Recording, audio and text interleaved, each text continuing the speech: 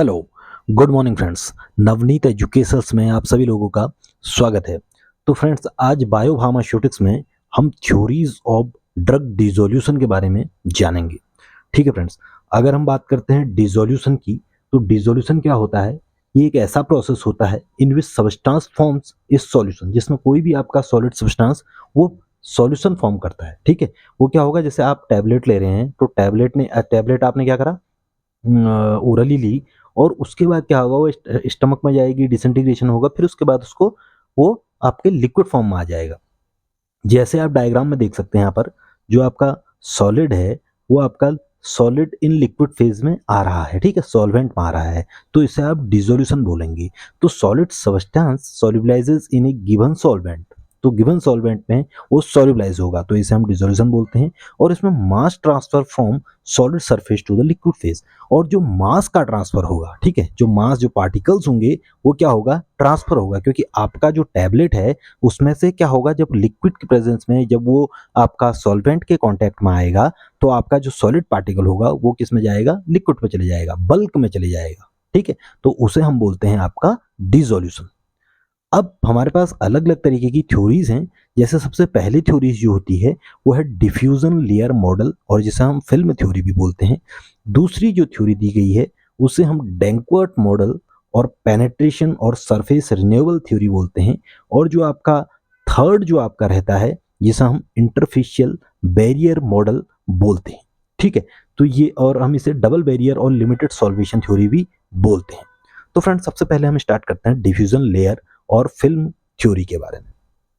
तो अगर हम डिफ्यूजन लेयर और फिल्म थ्योरी की बात करते हैं, तो आप देख सकते हैं इसमें एक आपके पास क्या है, सॉलिड ड्रग पार्टिकल है। ठीक है, जो आपको स्फेरिकल फॉर्म में आपको दिखाई दे रहा है वो सॉलिड ड्रग पार्टिकल है। वो टैबलेट से निकल के आया हुआ है, तो सॉलिड ड्रग पार्टिकल। अब होगा क्या, इसमें से जो आपका जो ड्रग होगी, जो केमिकल होगा मेनली, जो आपका फार्माकोलॉजिकल इफेक्ट देता है, वो क्या होगा, आपके सॉल्वेंट सिस्टम में आएगा। जब वो सॉल्वेंट सिस्टम में आएगा, जब वो आपके सॉल्वेंट बल्क में आएगा, तभी जाके वो एब्जॉर्ब होगा। ठीक है, और एब्जॉर्प्शन के बाद वो ब्लड में जाएगा। ठीक, आपने अगर कोई टैबलेट ली है तो ऐसा नहीं है कि टैबलेट सीधे ही ब्लड में चली जाएगी, उसका ब्रेकडाउन होगा, उसमें से पार्टिकल्स निकलेंगे, एपीआई निकलेगा, ड्रग मॉलिक्यूल आएगा और बल्क में जाएगा, और बल्क के बाद वो आपका एब्जॉर्प्शन होगा। तो यहाँ पर आप देख सकते हैं जो सॉलिड ड्रग पार्टिकल है, उसके उसके सराउंडिंग में आप एक पिंक कलर की एक जो मैश अपेरेचर, जो मैश टाइप का आपको दिखाई दे रहा है, वो क्या है, वो है आपका स्टैग्नेंट लेयर। उसे हम क्या बोलते हैं, स्टैग्नेंट लेयर। और जो सॉलिड और उस लेयर के बीच में जो एक बाउंड्री बनी हुई है, जिसे हम बोलते हैं सॉलिड लिक्विड इंटरफेस। ठीक है, सॉलिड लिक्विड इंटरफेस कहने का मतलब ये है कि सॉलिड पार्टिकल अगर आपके लिक्विड में होगा तो उसके बीच में जो बाउंड्री बनेगी, जो कांटेक्ट जो रहेगा लिक्विड और सॉलिड का, उसे हम क्या बोलते हैं, इंटरफेस बोलते हैं। और सॉलिड और लिक्विड के बीच में बन रहा है एक, जो पार्टिकल आपका सॉलिड है और लिक्विड आपका सॉल्वेंट है, तो उसके बीच में बन रहा है, तो उसे हम सॉलिड लिक्विड इंटरफेस बोलते हैं। ये आपका जीआई ल्यूमेन में होगा। ठीक है, मेनली आपका जीआई ट्रैक्ट के अंदर आप देखेंगे इस चीज को। दूसरी चीज जो आपका स्टैग्नेंट लेयर है, stagnant diffusion layer of thickness, जिसकी थिकनेस आपकी एच है। ठीक है, और उसकी कुछ कंसंट्रेशन भी होगी, और कंसंट्रेशन क्या होगी, ज़्यादा होगी। कंसंट्रेशन जो ड्रग की आपकी स्टैग्नेंट लेयर है, या स्टैग्नेंट आपकी जो लेयर बनी हुई है जो सॉलिड सरफेस के ऊपर, उसमें कंसंट्रेशन ज़्यादा रहेगी, क्योंकि वो बिल्कुल उसके नियर अबाउट, उसके बिल्कुल बाहर से उसके सरफेस पे ही क्या है, लेयर बनी हुई है। और जो आपके डिफ्यूजन मॉलिक्यूल्स होंगे, जो मॉलिक्यूल होंगे ड्रग के, वो आपके कहाँ से आएंगे, आपके उस जो मैस अपर्चर, जो स्टैग्नेंट लेयर है, उसमें से क्या होगा, वो बल्क में आएगा। तो यहाँ पर आप देख सकते हैं bulk of the solution with concentration CB. तो हमने जो इसका कंसंट्रेशन रखा हुआ है, जो ड्रग की कंसंट्रेशन बल्क में है, वो कितनी है, सीबी है, उसको हमने सपोज सीबी मान लिया कंसंट्रेशन। ठीक है, किसमें, बल्क में। अब हम बात करते हैं, जैसी आपका स्टेगनेंट लेयर से जो ड्रग होगा वो बल्क में आएगा, तो वो क्या होगा, ब्लड में जाएगा। अब आपका जीआई ल्यूमेन दिखाई दे रहा है, आप जहां पर ब्लैक एरो दिख रहे हैं वो जीआई ल्यूमेन है, एक मेम्ब्रेन है। ठीक है, जहां से आप क्या होगा, वो ड्रग आपकी ब्लड में जाएगी, क्योंकि मेम्ब्रेन से आपका ट्रांसफर होगा, उस पर्टिकुलर लेयर से आपका ट्रांसफर होगा, तो वो आपके ब्लड में चली जाएगी, तभी जाके आपको एक्शन मिलेगा। तो डिफ्यूजन लेयर का जो कंसेप्ट है और जो फिल्म थ्योरी है उसका मेन जो इसमें अगर बात करते हैं, जो इसका कंसेप्ट है इसके पीछे, वो ये है कि इसमें एक स्टैग्नेंट लेयर बनती है, ठीक है। उस स्टैग्नेंट लेयर से आपका जो ड्रग है वो डिफ्यूज होता है, और डिफ्यूज होने के बाद वो एब्जॉर्प्शन प्रोसेस में जाता है। तो this is the diffusion layer. इसे आप डिफ्यूजन लेयर और फिल्म थ्योरी भी बोलते हैं, ठीक है। तो इसमें आप देख सकते हैं सॉलिड पार्टिकल है और उसके बाहर से एक लेयर बनी हुई है, एक फिल्म बनी हुई है, जिसे आप डिफ्यूजन लेयर, सॉरी आप इसे स्टैग्नेंट लेयर बोलेंगे, और उस स्टैग्नेंट लेयर से ड्रग जो होगी वो डिफ्यूज होगी। ये समझ लीजिए कि आपने कोई ड्रग पार्टिकल को किसी बाहर से किसी चीज से कवर किया हुआ है, और वो पर्टिकुलर जो कवर है वो आपका स्टैग्नेंट लेयर है, ठीक। मींस जो अब वो कवर कहाँ से बना हुआ है, वो कवर, क्योंकि हमको ये पता है कोई भी ड्रग सॉलिड पार्टिकल बाहर आने से पहले उसमें क्या होगा, आपका एक लेयर, एक बाहर से कंसंट्रेशन उसकी ज्यादा रहेगी, क्योंकि सॉलिड लिक्विड इंटरफेस है वहां पर, ठीक है। तो ये हमारे पास डिफ्यूजन लेयर का आप डायग्राम देख सकते हैं, इसका मैकेनिज्म आप देख सकते हैं, ठीक है। अब हम बात करते हैं नेक्स्ट, इसी को थोड़ा समझ लेंगे। तो thin layer on the surface of the solid, जो सॉलिड के ऊपर आपने जो थिन लेयर देखी उसे आप स्टेगनेंट लेयर बोलेंगे, और वो क्या रहेगा, सैचुरेटेड रहेगी ड्रग से। Saturated means maximum amount of drug उसमें क्या रहेगी, प्रेजेंट रहेगी, क्योंकि वो क्या है, वो लेयर जो है वो सॉलिड सरफेस के ऊपर बनी हुई है।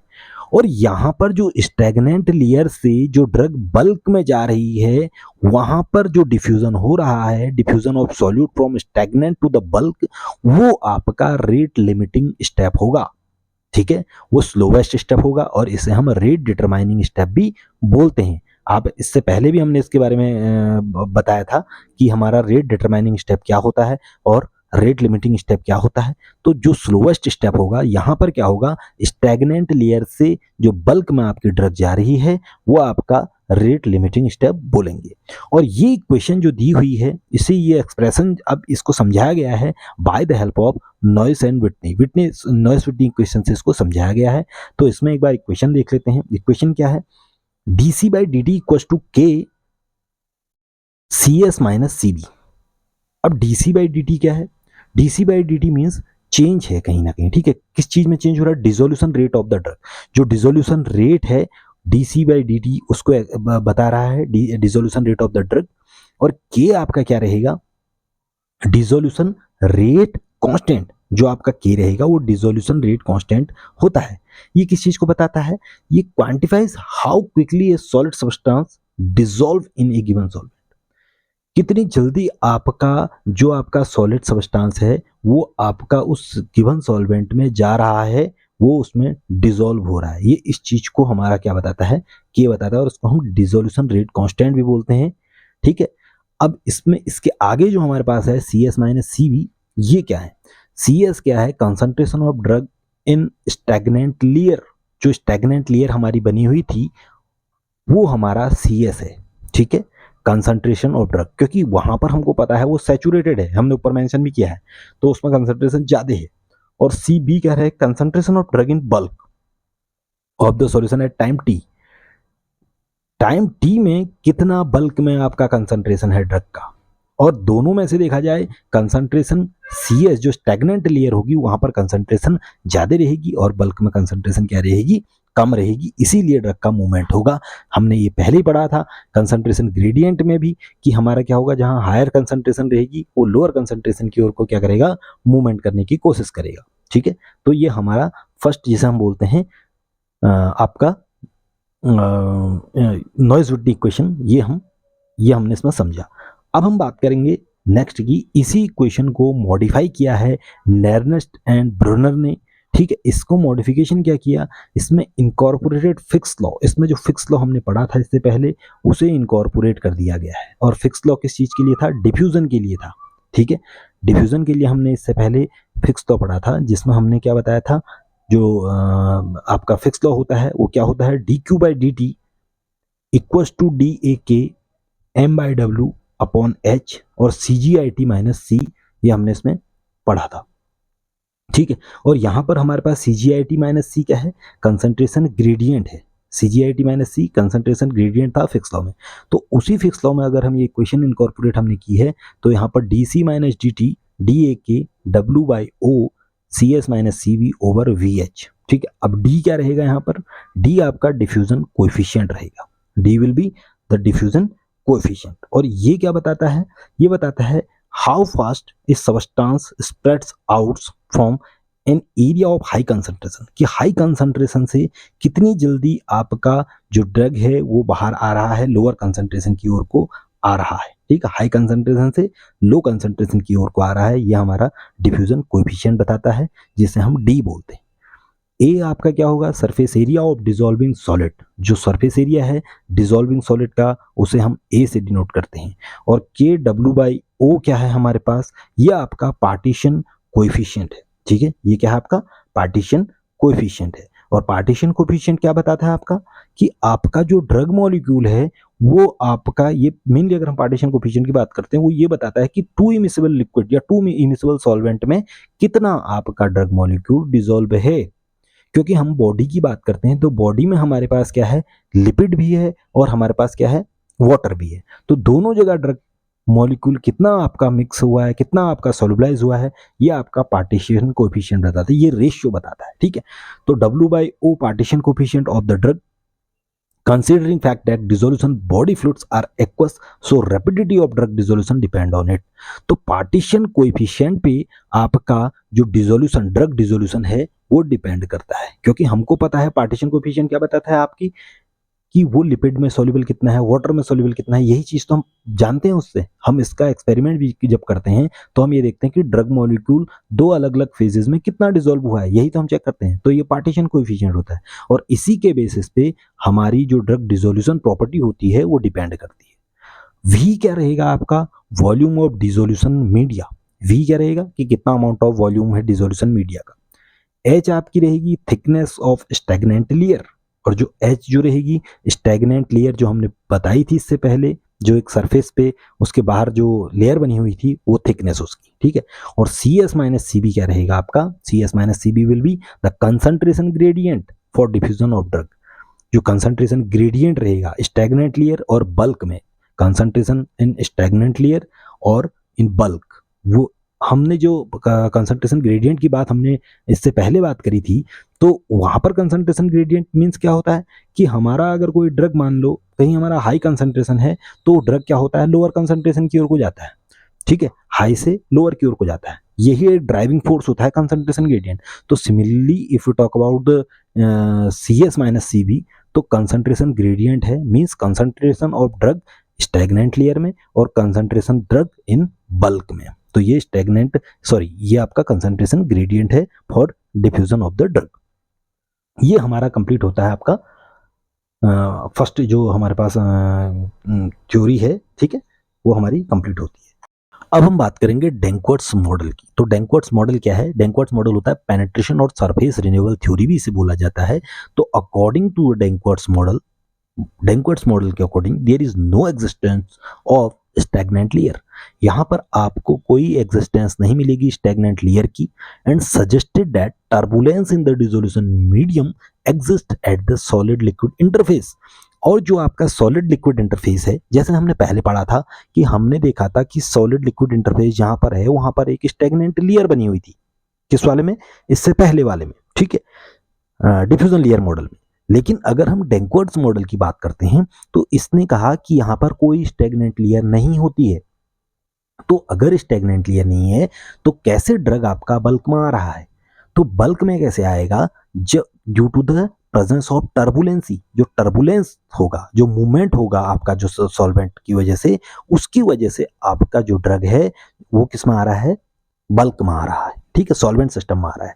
तो due to the turbulence it result to formation of eddies. Eddies means क्या होगा, एडीज बनेंगी, एडीज करंट फॉर्मेशन होगा। Eddy current means eddies waves की तरह कहीं ना कहीं आप देखेंगे तो छोटे छोटे पैकेट्स बनेंगे, एज्यूम करेंगे कि पैकेट्स बन रहे हैं, और वो पैकेट्स क्या कर रहे हैं, वो पैकेट्स एम्प्टी पैकेट आ रहे हैं और ड्रग ले रहे हैं और फिर आगे बढ़ रहे हैं। मीन्स ये प्रोसेस जो होगा कंटिन्यूसली क्या रहेगा, आगे को बढ़ेगा और इसमें रिप्लेसमेंट होते रहेगा। आप यहाँ पर डायग्राम से देख सकते हैं, जैसे fresh packet of solvent approaching the interface, जो आपके फ्रेश पैकेट हैं। अब देखो टर्बुलेंसी होगी, सॉल्वेंट सिस्टम में टर्बुलेंसी होगी, मूवमेंट होगा, ठीक है, जैसे आपका तालाब है, उसमें पानी क्या होता है, एक कोने से दूसरे को, जो कहीं आपका मान लो एक जगह पे आप पानी को कंटामिनेट कर रहे हैं, कहीं आपने एक साइड से कुछ उसमें डाल दिया तो वो कहीं कभी ना कभी बीच में आ जाता है ड्यू टू द टर्बुलेंसी, कहीं ना कहीं टर्बुलेंसी की वजह से उसमें जो मूवमेंट, जो वेव्स जनरेट हो रही हैं उसकी वजह से। वैसे ही अगर हम बात करते हैं सॉल्वेंट सिस्टम में, तो वहां पर एम्प्टी पैकेट, जो फ्रेश पैकेट होंगे, वो आपके डिसॉल्विंग सॉलिड तक आएंगे और वहां पर वो क्या हो जाएंगे, फिल हो जाएंगे। और फिल होने के बाद पैकेट ऑफ सॉल्वेंट जब वो सैचुरेट हो जाएंगे ड्रग से, तो लीविंग द इंटरफेस, तो वहां पर वो लीव करने लगे। आप देख सकते हैं by the help of the arrows हमने उसको बताया है कि एम्प्टी पैकेट आ रहे हैं आपके डिसॉल्विंग ड्रग के पास और वो वहां से फिल होके अब वो क्या हो रहे हैं, इंटरफेस को क्या कर रहे हैं, लीव कर रहे हैं वहां पर से। तो यहां पर क्या होगा, solid liquid interface having concentration Ci smaller than Cs। कहने का मतलब ये है कि मैक्सिमम कंसंट्रेशन आपकी नहीं पहुंचेगी, समझ लो, Cs पर नहीं पहुंचेगा कंसंट्रेशन, और Ci क्या रहेगा, हमेशा कम रहेगा। ठीक है, जो आपका सॉलिड लिक्विड इंटरफेस जो आपका रहेगा वहां पर प्रेजेंट, वहां पर जो कंसंट्रेशन रहेगी वो क्या रहेगी, due to the presence of packet, packet की वजह से वो क्या रहेगी, वो Cs तक नहीं पहुंचेगी। ठीक है, वो मैक्सिमम कंसंट्रेशन, सैचुरेशन नहीं आएगा, और जो आपका उससे कम में रहेगा, जो इंटरफेस, जो आपका सॉलिड लिक्विड इंटरफेस रहेगा वहां पर हमेशा कंसंट्रेशन आपको कम में दिखाई देगी, क्योंकि आपके पैकेट क्या रहेंगे, वो उस ड्रग को लेते हुए जाएंगे। ठीक है, अब क्या होगा, bulk of the solution having concentration Cb is smaller than Ci। और जो बल्क में आपका कंसंट्रेशन रहेगा, अब देखो बल्क में कंसंट्रेशन तो ज्यादा रहेगा नहीं, क्योंकि बल्क में अगर कंसंट्रेशन हाई हो जाएगा तो आपके एम्प्टी पैकेट कहां से आएंगे, तो बल्क में हमेशा कंसंट्रेशन आपका कम रहेगा। ठीक है, बल्क में कंसंट्रेशन कम रहेगा और सॉलिड लिक्विड इंटरफेस के वहां पर कंसंट्रेशन आपको ज्यादा मिलेगा। समझ रहे हो, तो कहने का मतलब यह है कि सॉलिड लिक्विड इंटरफेस जो कंसंट्रेशन रहेगा आपका, जहां पर सॉलिड लिक्विड इंटरफेस है, वो Cs नहीं पहुंचेगी। ठीक है, वो कंसंट्रेशन Cs तक नहीं पहुंचेगा, वो Ci पे ही रहेगा, मतलब कम ही रहेगा। लेकिन अगर हम बल्क से के साथ उसको कंपेयर करते हैं तो बल्क में कंसंट्रेशन कम रहेगा और सॉलिड लिक्विड इंटरफेस पे ज्यादा रहेगा, तभी तो मूवमेंट होगा ड्रग का, तभी मूवमेंट क्या होगा, ड्रग का होगा। तो कहने का सिंपल आप समझ सकते हैं कि आपके जो एम्प्टी पैकेट हैं वो जा रहे हैं। ठीक है, जैसे खाली गाड़ियां क्या हो रही हैं, जैसे हमने सिंक कंडीशन में भी समझी थी। फॉर एग्जांपल, एक जगह पर बहुत, कहीं आपका बस स्टैंड है, वहां बहुत सारी भीड़ है। ठीक है, उस भीड़ को लेने के लिए गाड़ियां जाएंगी और उस भीड़ को वहां पर से उठा के दूसरी जगह ले आएंगी। सिमिलरली इसी तरीके से हम बात कर रहे हैं कि आपके डिसॉल्विंग ड्रग के पास खाली पैकेट्स जाएंगे और वो पैकेट्स में फिल होके ड्रग क्या होगा, उस इंटरफेस को छोड़ेंगे। तो this is the process of Danckwerts model. ये आपका जो कंसेप्ट है डेंकवर्ट मॉडल का, इस तरीके से रहेगा। ठीक है, और इसमें एक इक्वेशन दी है, due to the movement of new packets of fresh solvent the drug concentration at solid liquid interface never reaches Cs and has lower limiting value Ci। और मूवमेंट की वजह से जो नए न्यू पैकेट्स आ रहे हैं, उनके मूवमेंट की वजह से जो ड्रग कंसंट्रेशन रहेगी सॉलिड लिक्विड इंटरफेस पे, वो कभी भी Cs पे अचीव नहीं कर पाएगी, वो Cs अटेन नहीं कर पाएगी, और उसकी जो लोअर लिमिटिंग वैल्यू Ci ही रहेगी। तो यहां पर अगर हम बात करते हैं, since the solvent packets are expose to new solid surface, अब जो सॉल्वेंट पैकेट्स आ रहे हैं वो हमेशा न्यू सॉलिड सरफेस पे जा रहे हैं ईच टाइम, इसीलिए हम इस थ्योरी को सरफेस रिन्यूएबल थ्योरी भी बोलते हैं। ठीक है, क्योंकि आपके हमेशा क्या हो रहे हैं, न्यू पैकेट आ रहे हैं और नए सॉलिड सरफेस पे जा रहे हैं, तो उसे हम क्या बोलते हैं, सरफेस रिन्यूएबल थ्योरी बोलते हैं। अब अगर हम बात करते हैं डेंकवर्ट्स मॉडल की इक्वेशन, तो इसमें इक्वेशन क्या है, VdC/dt equal to dm/dt equal to A/Cs-Cb gamma D. V यहाँ पर हमारे पास वॉल्यूम बताता है, dc/dt हम इससे पहले हमने पढ़ा था, जो हम लास्ट वाली जो फर्स्ट इक्वेशन फिल्म थ्योरी में हमने पढ़ा था, उसमें dc/dt हमारे पास क्या था, आप कह सकते हैं उसे dissolution rate of the drug. ठीक, dm/dt क्या रहेगा, मास में चेंज रहेगा, m मास को रिप्रेजेंट करेगा, A आपका surface area, and Cs-Cb this is the concentration gradient. ठीक, एंड गामा डी जो आपका रहेगा, गामा आपका किस चीज को बताता है, गामा आपको बताता है रेट ऑफ सरफेस रिन्यूअल, या हम इंटरफेशियल टेंशन बोलते हैं। ठीक है, इंटरफेशियल टेंशन मीन्स क्या होता है कि आपका कोई भी जो एक इंटरफेस है वो प्रोसेस करता है, टेंशन बोलते हैं। ठीक है, और डी जो रहेगा हमारे पास वो रहता है हमारा डिफ्यूजन कोएफिशिएंट। तो दीज आर द टर्म्स, जो मेनली जो टर्म्स हैं आपके एक्सप्लेन, जो इस इक्वेशन को एक्सप्लेन कर रहे हैं। ठीक है, और पर्टिकुलर किस चीज़ के लिए आपका क्या चीज़ रिप्रेजेंट करता है। ये हमने डैंकवर्ट मॉडल के अंदर ये इक्वेशन आप जरूर मेंशन करेंगे अगर डैंकवर्ट मॉडल के बारे में बात आता है, और इसके बारे में बताएंगे कि इसमें स्टैग्नेंट लेयर नहीं होती है और यहाँ पर क्या होते हैं, एडीज जनरेट होते हैं, और एडीज से जो न्यू पैकेट्स होते हैं वो आपका ड्रग क्या करते हैं, मूवमेंट कराते हैं। ठीक है, और टर्बुलेंस यहाँ पर क्या होती है, डिसोल्यूशन के लिए रिस्पॉन्सिबल होती है। अब नेक्स्ट बात करेंगे interfacial barrier model. Last equation है, सॉरी लास्ट हमारे पास थ्योरी है interfacial barrier model. Double barrier और लिमिटेड सॉल्यूशन थ्योरी भी इसे बोला जाता है। तो यहाँ पर अगर हम बात करते हैं डिफ्यूजन लेयर मॉडल और डेंक्वर्स मॉडल में जो टू एग्जाम्पशन थे, जिसमें रेट डिटरमाइनिंग स्टेप की बात हुई थी और solid solution equilibrium achieved at solid liquid interface की बात हुई थी, वो यहाँ पर आपको नहीं मिलेंगे। ठीक है, मेनली क्योंकि हमारे पास जो पुरानी आपके जो थ्योरीज थी वो दो एग्जाम्पशन पे हमने बताया था, एक था रेट डिटरमाइनिंग स्टेप और एक था सॉलिड सॉल्यूशन आपका equilibrium achieved at solid liquid interface.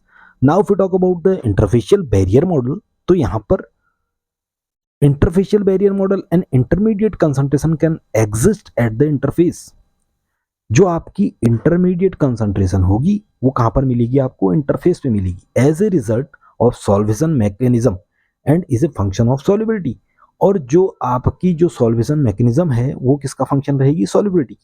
तो if you talk about the interfacial barrier model and intermediate concentration can exist at interface as a result solvation mechanism and is function is a function of solubility rather than the diffusion.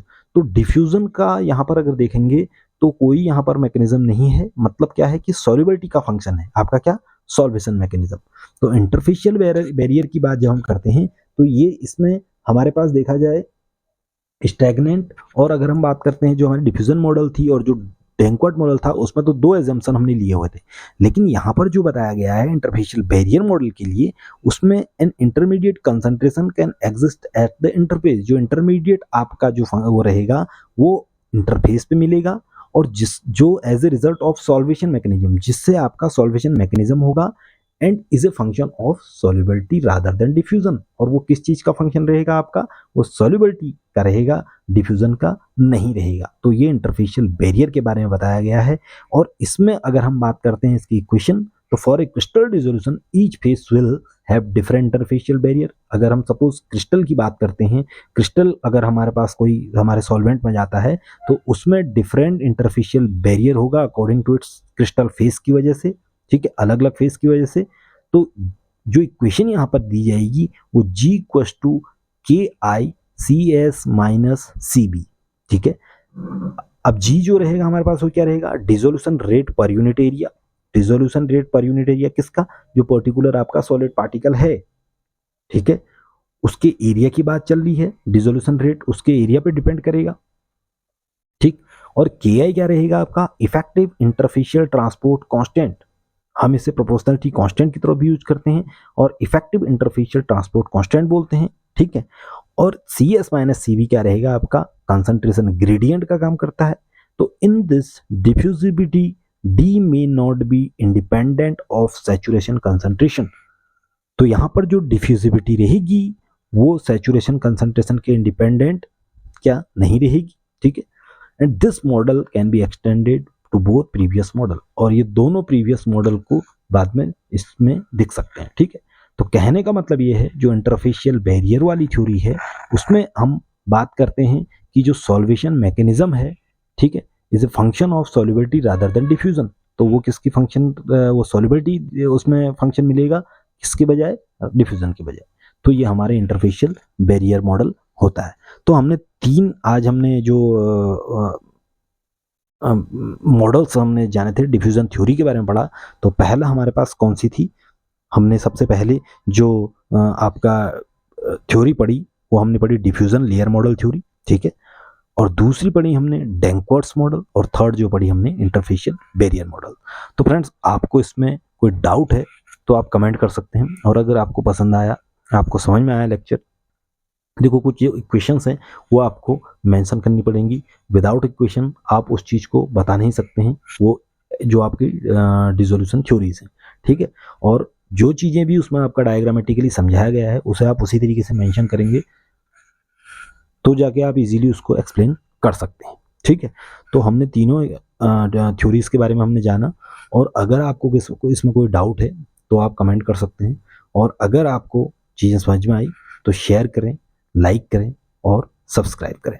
ठीक है friends, next lecture में मिलते हैं। ठीक है, और next lecture में हम जो फैक्टर इन्फ्लुएंसिंग का जो दूसरा हमारा वो रहेगा, टर्म रहेगा या पॉइंट रहेगा, उसको हम लेके चलेंगे। ठीक है फ्रेंड्स, थैंक यू।